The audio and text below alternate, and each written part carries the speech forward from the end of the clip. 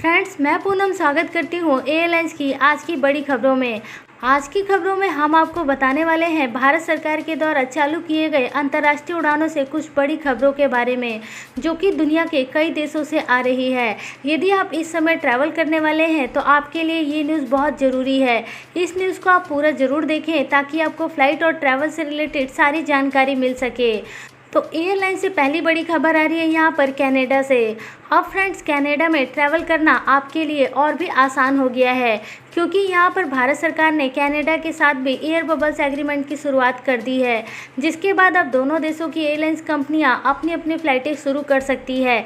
इससे पहले aviation minister Hardeep Singh Puri ने भी 13 देशों के साथ नई फ़्लाइटों को शुरू करने का ऐलान किया था। इस नए एयर बबल्स के शुरू होने के बाद अब दोनों देशों के नागरिक यात्रा कर सकेंगे। इसमें जो लोग भी कनाडा में फंसे हुए हैं वे भारत आ सकते हैं, और साथ ही साथ यदि कनाडा के नागरिक भारत में फंसे हुए हैं तो वह लोग भी ट्रैवल करके कनाडा जा सकते हैं।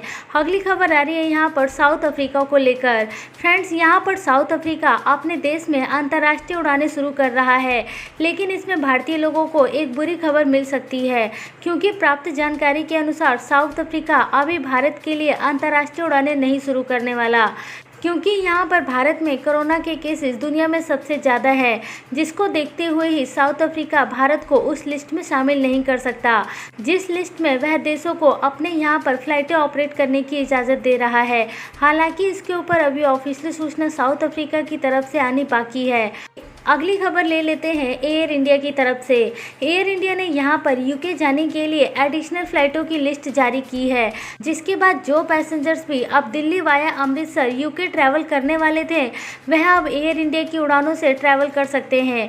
एयर इंडिया की एडिशनल फ़्लाइट की बुकिंग एयर इंडिया की वेबसाइट पर जारी है, जहाँ पर पैसेंजर्स एयर इंडिया की वेबसाइट से टिकट ले सकते हैं।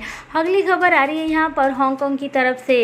हांगकांग ने यहाँ पर एयर इंडिया की सभी उड़ानों के ऊपर प्रतिबंध लगा दिया है, क्योंकि हांगकांग की सरकार ने ये पाया है कि एयर इंडिया की विमानों में अभी भी कोरोना के पैसेंजर ट्रैवल कर रहे हैं, जिसके बाद एयर इंडिया की सभी उड़ानों को 2 अक्टूबर तक के लिए बंद कर दिया गया है।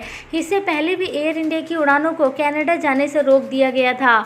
ये दूसरी बार है जब एयर इंडिया के ऊपर हांगकांग की सरकार ने ऐसा प्रतिबंध लगाया है।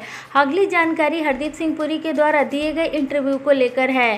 फ्रेंड्स, अभी हाल ही में हरदीप सिंह पुरी से ये पूछा गया कि उन्होंने वंदे भारत मिशन की उड़ानों में फ्री टिकट क्यों नहीं रखा, जिसके जवाब में हरदीप सिंह पुरी ने ये बताया कि एयरलाइंस कंपनियां पहले से ही घाटे में चल रही थी और कोरोना वायरस महामारी एक अनलिमिटेड समय तक चलने वाला दौर था, जिसको देखते हुए वंदे भारत मिशन की उड़ानों में फ्री टिकट नहीं रखा गया। यदि फ्री टिकट दिया जाता तो इससे एयर इंडिया के साथ साथ दूसरी एयरलाइंस कंपनियों के ऊपर भी बुरा असर पड़ता।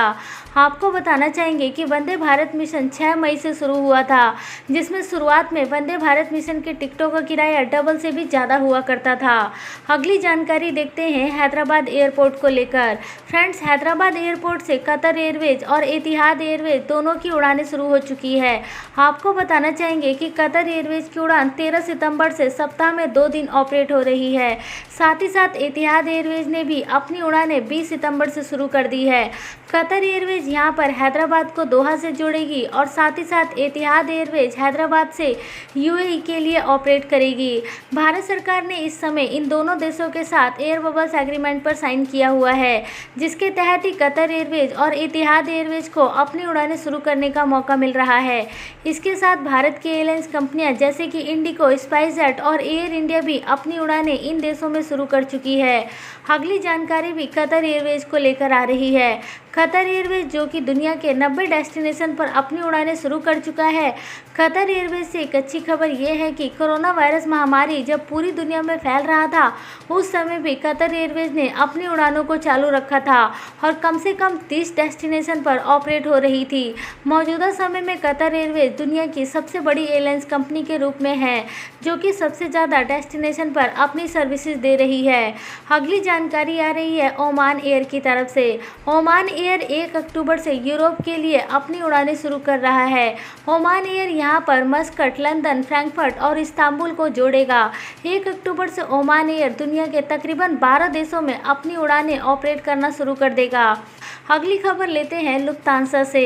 फ्रेंड्स, लुफ्तांसा के घाटे दिन प्रतिदिन बढ़ते जा रहे हैं। यदि बात करें लुफ्तांसा के घाटे की तो इस समय एयरलाइंस कंपनी को एक महीने में तकरीबन 500 मिलियन यूरो का घाटा हुआ है, जिसके बाद अब ये खबर निकलकर सामने आ रही है कि लुफ्तांसा यहाँ पर और भी कई लोगों को जॉब से निकाल सकता है। इसके साथ साथ लुफ्तांसा ये भी कोशिश कर रहा है कि वह अब कम फ्लीट साइज के साथ ही अपनी उड़ानें ऑपरेट करे। अगली जानकारी आ रही है यहाँ पर एयर इंडिया एक्सप्रेस की तरफ से। एयर इंडिया एक्सप्रेस ने यहाँ पर सभी यूएई जाने वाले पैसेंजर्स के लिए एक नोटिस जारी की है, जिसके अनुसार यदि फ्लाइट बुक करने के बाद पैसेंजर्स को एपीआई अप्रूवल नहीं मिलता तो इस हालात में पैसेंजर्स एयर इंडिया एक्सप्रेस की उस टिकट की डेट को आगे चेंज करवा सकता है और उसमें एयर इंडिया एक्सप्रेस कोई भी एडिशनल चार्ज नहीं लेगी। वीडियो खत्म करने से पहले फ्रेंड्स, एक जरूरी जानकारी उन लोगों के लिए जो इस समय ट्रैवल करने वाले हैं। भारत सरकार ने ऑनलाइन क्वारंटाइन के अप्रूवल के लिए सर्विस अगस्त महीने से ही चालू कर रखी थी। यदि आप इस समय भारत में ट्रैवल करने वाले हैं तो आप ऑनलाइन ही क्वारंटाइन से बचने के लिए अप्रूवल ले सकते हैं। इसके लिए आपको दिल्ली एयरपोर्ट की वेबसाइट पर विजिट करना पड़ेगा, जहाँ पर आपको अपना कोरोना टेस्ट का रिपोर्ट सबमिट करना पड़ेगा और साथ ही साथ आपको अपने पासपोर्ट और बाकी के ट्रैवलिंग की डिटेल भी लेनी पड़ेगी। यदि ये सभी डिटेल देने के बाद आपको क्वारंटाइन का अप्रूवल मिल जाएगा तो क्वारंटाइन के अप्रूवल मिलने के साथ साथ आप अपना डिक्लेरेशन भी सबमिट कर सकते हैं। ये डिक्लेरेशन सबमिट करने के लिए आपको दिल्ली एयरपोर्ट की वेबसाइट पर ही एक अलग से लिंक पर विजिट करना पड़ेगा, जहां पर आप यदि डिक्लेरेशन दे देते हैं तो आपको भारत पहुंचने के बाद किसी भी तरीके का कोई भी फॉर्म भरना नहीं पड़ेगा और आपकी यात्रा भी काफ़ी आसान रहेगी। यदि आपको इसके बारे में नहीं पता है कि क्वारंटाइन का अप्रूवल कैसे लेना है और साथ ही साथ डिक्लेरेशन सबमिट कैसे करना होता है, तो इसके ऊपर हमने एक डिटेल वीडियो बना रखी है। उसका लिंक आपको वीडियो के डिस्क्रिप्शन बॉक्स में मिल जाएगा, आप उस वीडियो को भी देख सकते हैं। इसके अलावा फ्रेंड्स, किसी कारणवश आप क्वारंटाइन का अप्रूवल नहीं ले पाते हैं और इसके बावजूद भी आप भारत में ट्रैवल करने की सोच रहे हैं तो आपको बताना चाहेंगे कि दिल्ली एयरपोर्ट पर कोविड-19 टेस्ट की फैसिलिटी शुरू हो गई है। ये कोविड-19 टेस्ट वह पैसेंजर्स करवा सकते हैं जो भी क्वारंटाइन से बचना चाहते हैं या फिर ऐसे पैसेंजर जो अपने साथ कोरोना वायरस का रिपोर्ट लेकर ट्रैवल नहीं कर रहे हैं और उनको दिल्ली एयरपोर्ट पर उतरने के बाद किसी दूसरे एयरपोर्ट पर भी ट्रैवल करना है। तो ऐसे हालात में कोविड-19 टेस्ट आप दिल्ली एयरपोर्ट पर ही करवा सकते हैं। यदि बात करें इस टेस्ट के खर्चे की तो फ्रेंड्स, आपको यहाँ पर बताना चाहेंगे कि इस टेस्ट को कराने में आपको तकरीबन 5,000 रुपये देने पड़ सकते हैं, जो कि नॉर्मल से काफ़ी ज़्यादा है। फ्रेंड्स, यदि आपको ये जानकारी अच्छी लगी होगी तो वीडियो को ज़रूर लाइक करें। यदि आपको कोई चीज़ समझ में नहीं आई है तो आप वीडियो को दोबारा देख सकते हैं। उम्मीद है कि आपको आज की वीडियो अच्छी लगी होगी।